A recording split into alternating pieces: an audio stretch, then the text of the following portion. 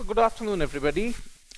As Martin very briefly mentioned, I will be talking today about the techno-economic competitiveness of different marine biofuel options and a little bit of e-fuels as well. Yeah, there's a bit of static on this mic. Maybe I should just switch to that one. Okay.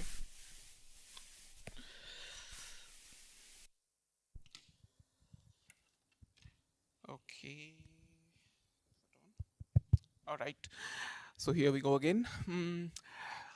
For an introduction, I'm a postdoc at Utrecht University. I work under Martin and under Professor Peter Brownings from the Faculty of Sciences. And I work mainly on the biofuels, both from the lab side and on the techno-economic front. And the reason that that this topic picked our interest to start with, well, you can imagine, and I think it's probably familiar to most of you in this room, that shipping is probably the most eco-friendly means of transporting goods over long distances. You can see from this graph that the emissions are probably only a fraction of that of road or rail, let alone air. And that's a good thing because shipping does, shipping also happens to be the most eco-friendly and the cost-effective means of long-distance transport. But if you look at this graph, then things become a little bit more concerning because at present, shipping accounts for almost 3% of the global GHG emissions. But if under business as usual scenarios, this is projected to grow. That's because in 2015, the CO2 emissions were roughly about 800 million tons globally. And if nothing is done, then that could easily surpass 1 billion tons. And as hopefully the emissions from the other sectors will reduce, shipping might become more prominent in the future. To avoid this from happening, there have been many solutions that have been proposed, and perhaps there is no one silver bullet, so it might have to be a combination of all of these. But biofuels use is one of the most promising options because depending on the feedstock and other conditions, you can achieve a GHG reduction of 50 to up to 80%. Oh, audience cannot see it. I'm sorry. There we go. Yes.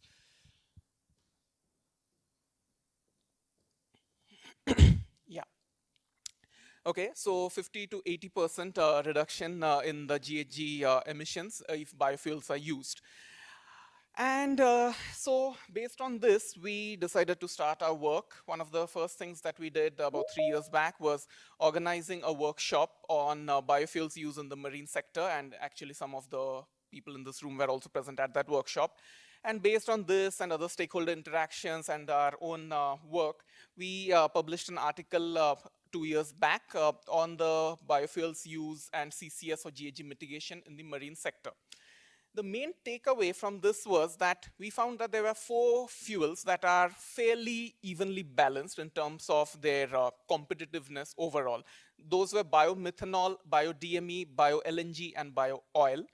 And we actually graded them based on different criteria, which were the present technology status, the potential availability, the mitigation potential, cost, compatibility, etc. And well, there was no clear winner. In one sense, this was to be expected because if there had been a clear winner, that would probably already be in use. But we then decided to dig a bit deeper and conduct a techno-economic analysis of these fuels. Now, each of these fuels can be produced from biomass or from other routes, such as via electrolysis of water to produce hydrogen and then combining that with CO2 and so on. And LNG in particular can also be produced via anaerobic digestion of wet waste. So we decided to look at the various options. Complicating this further is the fact that the various technologies are at different technology readiness levels. Some are pretty much mature, let's say bio-oil production or even anaerobic digestion to produce LNG, while others are relatively far off. So we decided to do a harmonized techno-economic comparison. What we have looked at is what the costs will be like for the nth plants, but also for the pioneer plants. So there are some technologies which are going to be mature further into the future. So that has been compensated for in terms of what the pioneer plants, which will, if they're set up today or in the near future, what the costs then will look like. This is the first figure that I will be showing. There are a few things, a few takeaways over here. The first one is something that should be obvious to anyone who has been paying attention in the morning session, which is that none of the biofuels or e-fuels are really competitive with the existing incumbents at the moment. So LNG in particular is, or at least was, very cheap until fairly recently. And even the MGO or HFO, the marine gas oil, those are also much cheaper, as is the fossil methanol. That's takeaway number one. You can see over here we have got these four categories. We have the pioneer plants, the nth plants, the pioneer plus carbon capture and storage, and the nth plus carbon capture and storage. The last two categories are only applicable for certain technologies, not all of them. But we do feel that CCS will probably be needed to further mitigate the emissions, so that's why that has been considered as well. Furthermore, we can see that among the technologies, direct air capture is usually the most expensive across all the fuels, which is due to the relatively high capital cost and the relatively mature technology. While the point capture of carbon to produce a fuel like methanol is relatively far more economical, although it is obviously restricted in terms of the location and availability, which direct air capture isn't. And so that's takeaway number two. But overall, we can see that none of the fuels are really doing all that well at the moment. That apart, one can also see, as expected, the pioneer plants are more, are less are less economically competitive than the nth plants, which is to be expected. As the technology matures and you have more and more plants, the nth plants are expected to be to produce cheaper fuel than the original pioneer plants are. But looking at this, then we felt that especially in case of the carbon capture and storage, or even for other like biomethanol, what will happen if carbon credits are applied?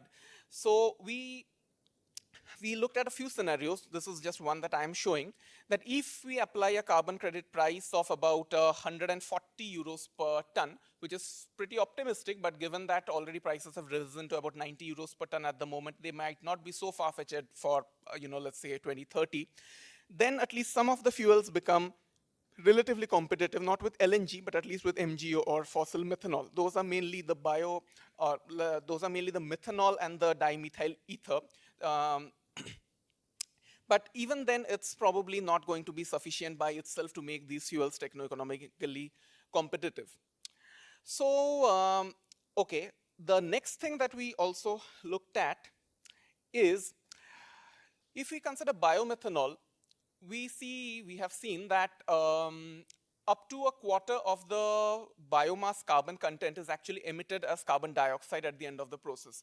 So we felt that that could also be used in a point capture plant to produce some further e-methanol. And to keep things on the same plane, we decided to do that in this manner. So the biomethanol plant will be about 2/3 in size of the original biomethanol plant, and the CO2 will be used in a point e-methanol plant, which will be about 1/3 of the size of the original point e-methanol plant, and those will be joined together so that the net output of fuel remains the same. And we find over here that the costs are actually somewhat higher for the biomethanol plus point e-methanol plant than either of those two alone, which is actually not very surprising, because obviously the capital cost is a large part of the total plant cost, and that is subjected to the economies of scale. So that is why, since both of the plants are smaller than the counterparts, which are for the standalone biomethanol and point methanol, therefore obviously you are going to have an increase in the unit capital cost, and therefore a rise in the cost itself. The advantage of this, however, can be seen if we do a sensitivity analysis. So we looked at different values of the total capital investment, the biomass costs, the electricity costs, the interest rates, and the oxygen. So the oxygen is the byproduct of the electrolysis process, and that can also be sold, and it helps subsidize the cost of the fuel production. And we can see that the last part over here is the biomethanol plus the point e-methanol. And the capital cost, the variation is higher as compared to in case of biomethanol or point e-methanol alone. But for all of the other parameters, it's actually less. So that is because you have a bit of a compensation. So if you have a high biomass cost, you still can compensate by the point E methanol costs not rising proportionately, and the other way around.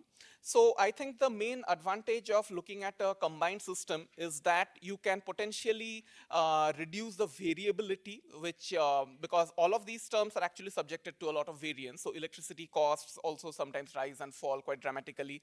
We have already spoken about biomass in the morning session, but a combined plant can potentially mitigate this to an extent, and but that does come at the cost of an added complexity. So there's a lot more to discuss actually about this particular topic, but in the interest of time, since I think I have already finished up my 10 minutes, so I think I'll leave it here, and thank you all for listening.